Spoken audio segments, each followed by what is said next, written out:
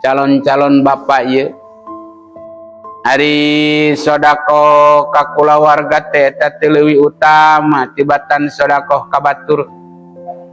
Lamun mere duit ka pamajikan teh leuwih hade tibatan dibikeun kanu sejen.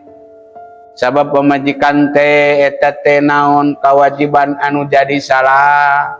Salaki dawe mah teu kudu nyaba ka Malaysia, teu kudu awewe mah teu kedah milari artos.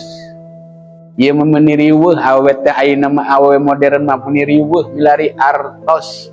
Duka geus sapeti sewang meureun artosna teh awewe ayeuna.